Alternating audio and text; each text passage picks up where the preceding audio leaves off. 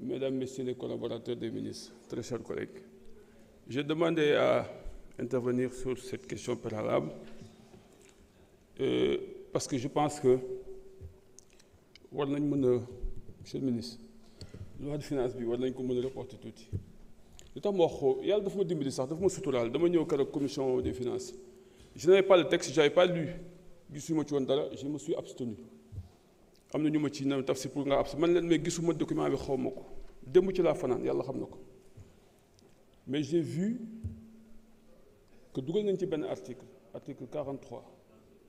bu intégrer la dette bancaire d'une valeur de 2000 milliards bu intégrer les dépenses les arriérés de paiement qu'on appelle maintenant des dettes non financières ñu dugal ci ñu nañ ko intégrer ci loi de finances bi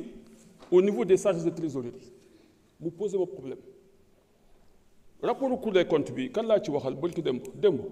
le président de la commission des finances je lui ai dit monsieur le président il n'est pas normal à ce que nous ne puissions pas discuter de ce rapport de la Cour des comptes ici avec la Cour des comptes parce que le rapport pose problème et l'histoire nous donne raison aujourd'hui avec cette loi de finances que le rapport pose réellement problème. Les données qui sont dans le rapport, très sincèrement, man tafsir, ça me pose problème. Billahi wallahi tallahi. Et là, si nous disons que l'élément qui est dans le rapport, encore dans notre loi de finances, alors que le processus est agagoul, moi je serais mal à l'aise, man tafsir. Parce que je ne peux pas ne pas voter la loi de finances. Parce que c'est des charges personnelles pour nous faire. Moi, je ne peux pas voter. Si je fais un salaire, je ne peux pas voter. Je veux ñun ñëpp ñu voter ko mais dama bëggoon ñu delloo ko permettre assemblée nationale mu liggéey ci finance publique yi liggéey ci budget bi liggéey ci rapport bi Cour des comptes ñëw ñu wax ak moom mu wax ñu lii nan la demee ñu mën ko comprendre parce que quand même c'est trop et dafa bari 4000 milliards c'est trop et surtout sur les emprunts projets là moi j'ai des problèmes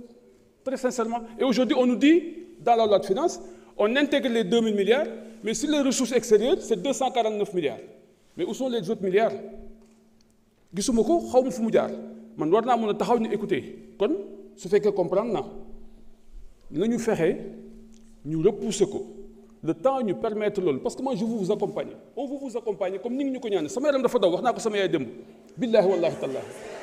yàlla xam na ko billahi wallahi nee naa sama yaay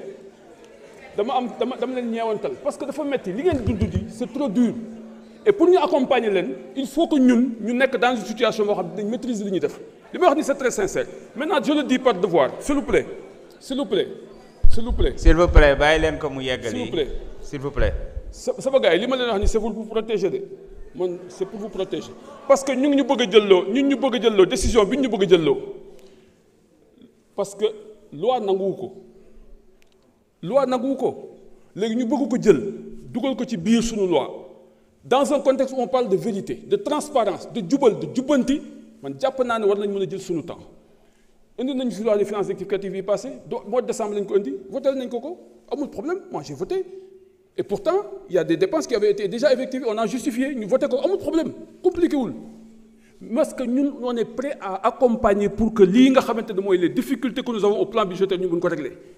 mais nañ ko teg ci loo xamante ni au moins ñun dañ nekk à l'aise parce que nous sommes l'Assemblée nationale chaque franc qu'on dépense dañ ko war a xam fu mu jógee fu mu dugg on fait des dépenses qui sont hors budget qui n'ont pas été votées on l'intègre dans les dépenses de trésorerie en appelant ça dépenses dettes non financières ça c'est des arriérés de paiement il y a une contradiction entre arriérés de paiement et dettes non financières man la laa jàpp parce qu'il y a des fonds en route et des arriérés de paiement qui peuvent durer un moment plus de 3 mois on nous dit que c'est depuis plusieurs années. Et ça, ce n'est pas dans le rapport de la Cour des comptes, parce que la Cour des comptes nous parle de 142 milliards d'arriérés de paiement. Et aujourd'hui, c'est plus que ça. Donc finalement, c'est très compliqué et je ne suis pas à l'aise, moi, tafsir. Moi, tafsir, je ne suis pas à l'aise de voter cette loi de finances rectificative. Parce qu'il y a des problèmes qui ne sont pas clairs. Et ça, c'est pour nous, en tant que députés. Parce que aussi, il faut que nous sachions que nous, les députés, si nous avons des mbir, nous devons xam li ñuy def. Mais si nous disons voter comme nous, dafay indi problème boo xamante ne ëllëg si biir mën nañu sonal li may wax ni nag je le dis par devoir et pour l'histoire lu ngeen neex mën ngeen ko def mais man dama bëggoon monsieur le ministre je suis très gêné parce que yow da nga baax. wax dëgg jërëjëf c'est ma compréhension des choses je vous remercie. Merci beaucoup. Monsieur le président de la commission des finances.